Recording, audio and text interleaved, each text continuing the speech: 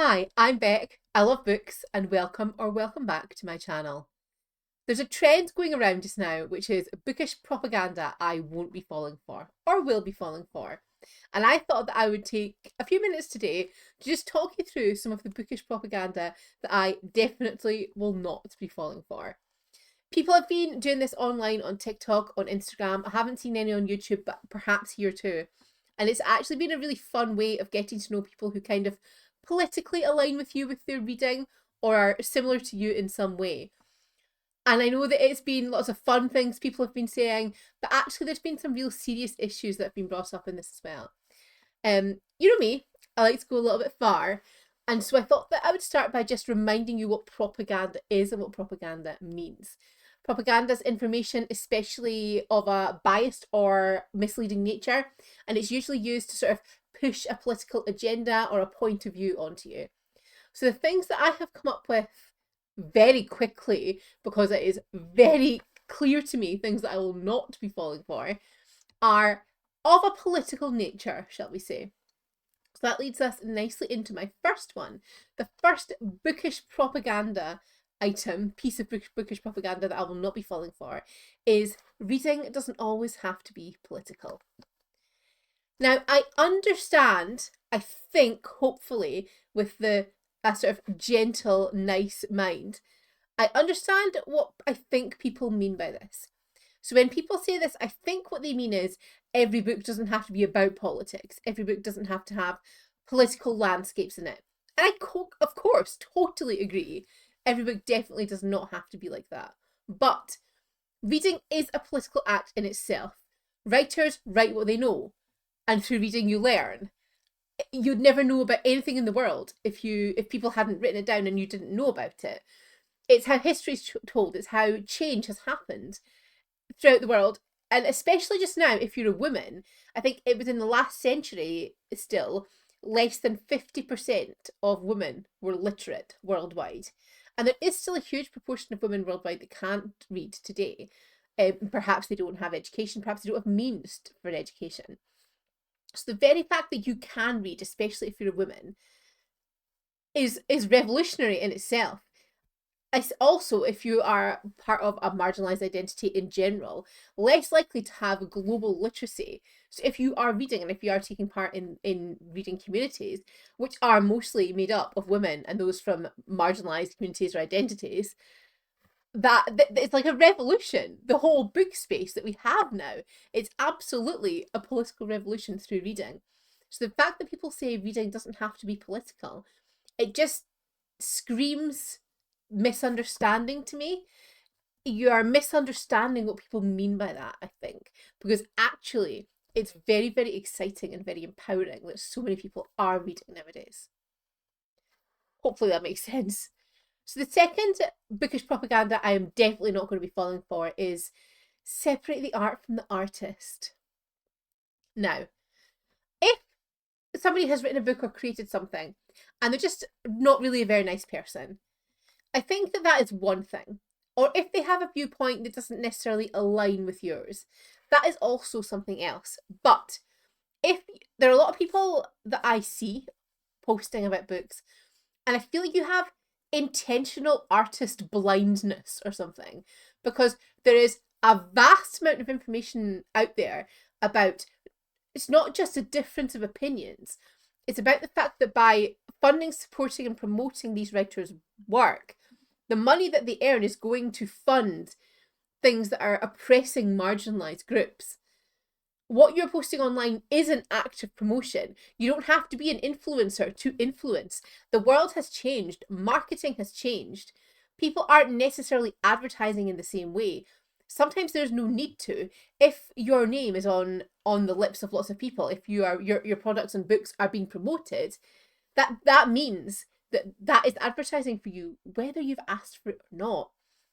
And so it's not about always having to be careful that you're promoting good people. It's not about potentially disagreeing with a writer's opinion.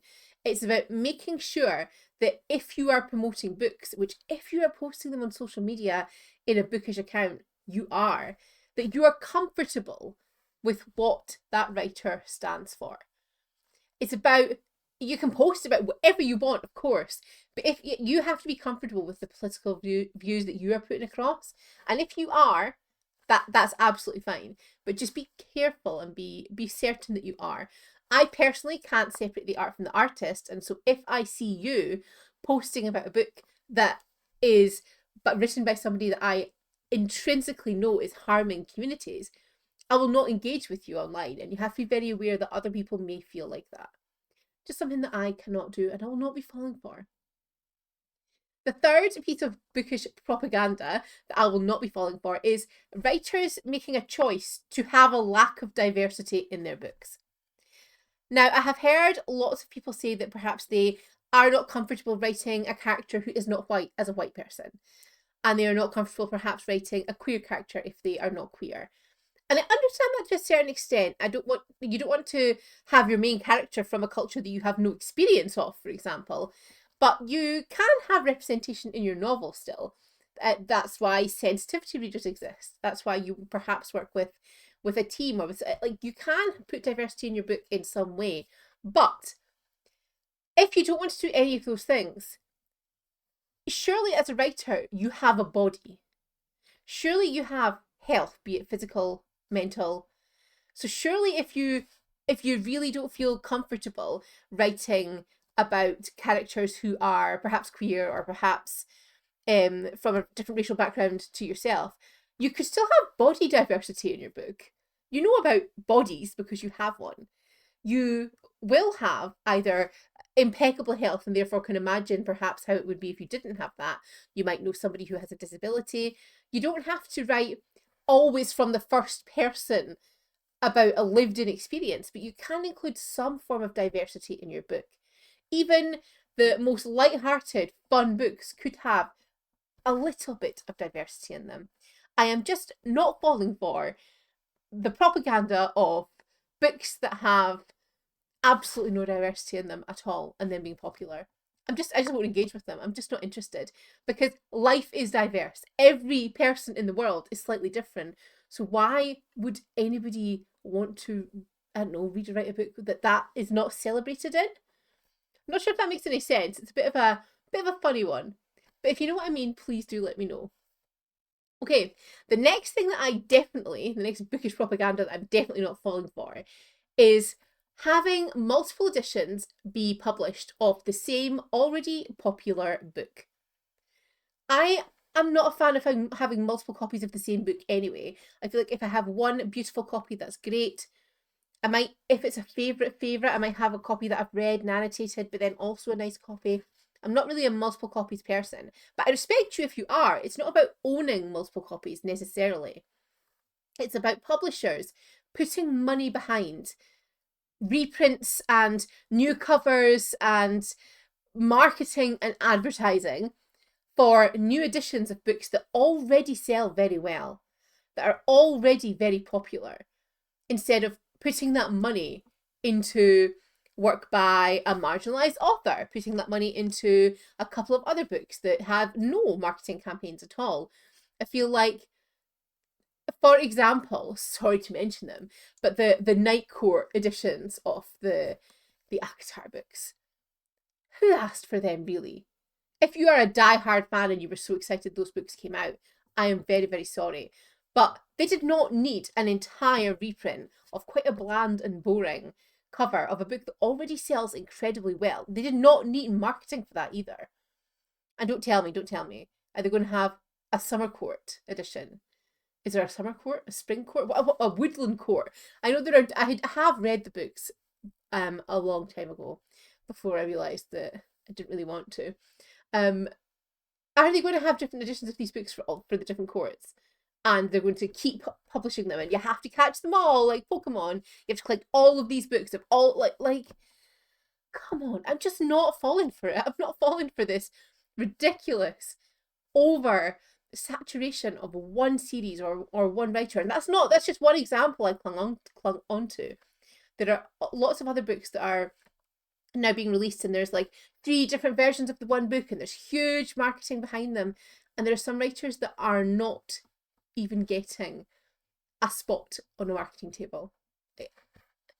Make it make sense, Please spread the money around a little bit more, big publishers. That would be great. That kind of leads me into the next point, which is a sort of a scarcity marketing. I am not falling for the scarcity marketing anymore. I had a little bit of a time where I was really, really buying into it, and I'm just not doing it anymore. What I mean by scarcity marketing is when, for example, Fairy Loot release a special edition of a book, and they're like, release will be on this date and only early subscribers will get this, and then only if you ordered this book, and then there's a 3-hour queue, and you wait in the queue and you get your book and there's not enough copies for everybody. And I think that my experience has told me, if it is a book that I am desperate for, absolutely desperate for, I might wait in that queue, maybe. But actually, my experience has taught me that there will be reprints if these books are popular, multiple reprints. There might be a different special edition which is actually prettier. The books aren't sort of holding their worth, so you're not buying them for investment purposes. And actually, some technology of all of these special edition books is moving so quickly, and books that maybe I bought 2-3 years ago now, they wouldn't stand up in comparison to some of the books that are coming out now with intricacy, the art. I'm not saying necessarily from Fairy Loot, but in general. So if you just wait, if it's a very popular book and you really want it and you really like it, just wait 2-3 years and they'll reprint it and it'll be prettier anyway. The whole, we're only printing so many copies and you have to wait in the queue and you have to get it. I am just not falling for it anymore, because actually, usually there's plenty. Usually, if you don't get one, you can get one on Vinted for the same price or less. There are a few exceptions to that rule, but if you are just patient and you wait a few months, the price does come down. They do a reprint. You'll get one in the Fairy Trove sale. You just have to be patient. So I think scarcity marketing, I'm just not falling for it anymore. Sorry. Oh, again, hope that makes sense.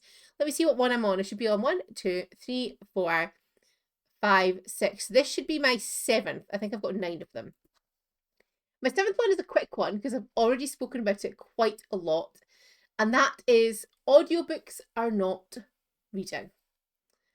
I am just not falling for that. I have already told you, they have the same retention rate. They have the same growth in literacy. Actually, sometimes you can retain more and remember more from an audiobook than you can from a physical book. They are absolutely accessible. And if you say that audiobooks are not reading, actually, that's quite ableist. If you don't like audiobooks, that's a completely different thing, completely different conversation. It's absolutely okay not to like audiobooks. But to say they're not reading, please do tell me what experience you have in terms of literacy retention to try and convince me that audiobooks do not count as reading, because they absolutely do. And I'm just not falling for anybody who says anything like that.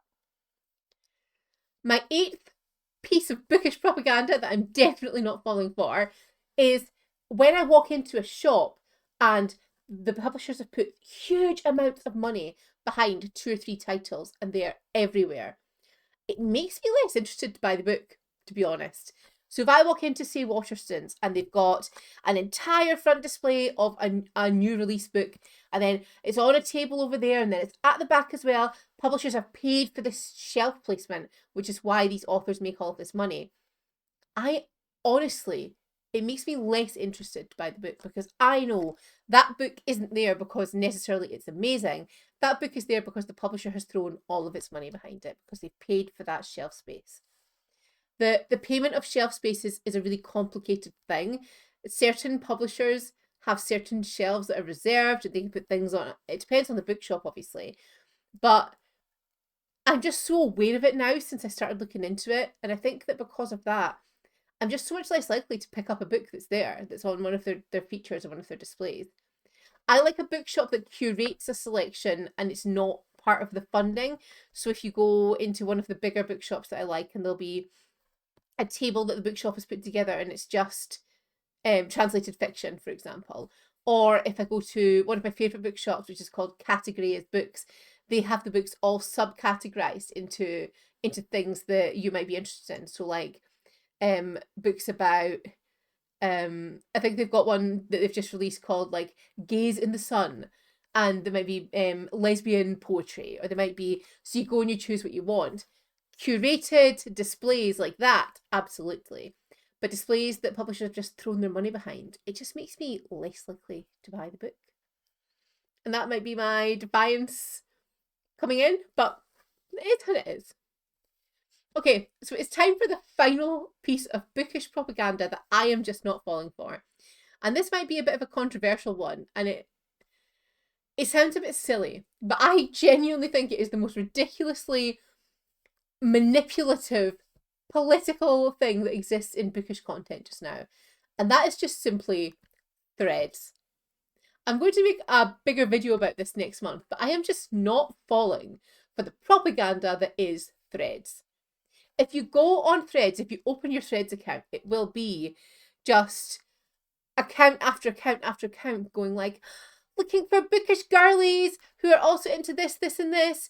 It's just like, it's just people absolutely begging for engagement so much. I can't take it. I go on and I want to see book reviews. I go in and I want to see things that people are interested in. I go in and I perhaps want to engage with some people, but I don't want to have list after list after list after list of copy and pasted, looking for bookish girlies who also like this, this, and this. But the thing about it is, it's the same people that post every day. They post every day on threads, looking for this, looking for that. And they're just growing their account through all these people on threads. And it's not that that's not an okay thing to do. It's not that you cannot use apps to grow your Instagram. It's not that you cannot grow and you can't look for people who are like-minded. It's the fact that the algorithm is only promoting those sorts of things. And it's not just me. I thought it was maybe my feed. So I've got some different accounts from different people in different places in the world who have different sorts of accounts. And that is also all they see as well. So I'm not falling for the propaganda that is bookish threads, because it has actually been created and curated to be propaganda. It is an app that is persuading you and trying to, I guess, coerce you into following certain people and ticking certain boxes so that the algorithm likes you. That's really all I have to say about that.